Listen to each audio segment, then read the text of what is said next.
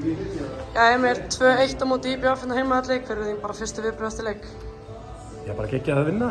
Sýndum karakter, lentum 1-0 undir verðskuldað og vorum ekki góðir í fyrri hálfleik, lítið flot á boltanum og lögum það í seinni hálfleik, vorum betri í seinni hálfleik og leið og við skiptum aðeins tempo og þá fórum við að opna á og fengum góð færi og eins og ég segi, sýndum karakter að koma tilbaka og vinna IBF sem er alltaf erfitt að spila við.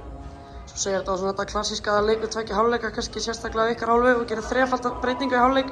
Ertu sáttur með þessa menn sem kom inn á? Já, mér fannst þeir lyfta leik liðsins. Allir Gretar, Kjartan og Arnór og það veitti ekkert af. Hvað fannst þér vanta í hennar fyrri hálfleik hjá þínu liði? Já, bara að við værum að spila IBF þá þarf það að vera með grunnatir í leiksins á hreinu. Mér fannst við ekki vera með þau á hreinu.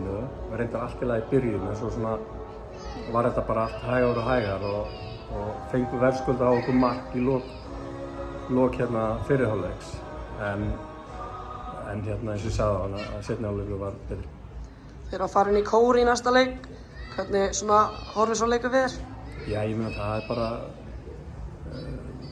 HK alltaf erfitt að spila við HK með gott lið og við spiluðum nú geggjaða leikinn í Krikanum við það í fyrri umferðinni, 4-3 og ég sá það á móti Keflavík líka daginn og það er bara hörku karakter í liðinu og halda alltaf áfram, þannig að við þurfum að undirbúa það vel.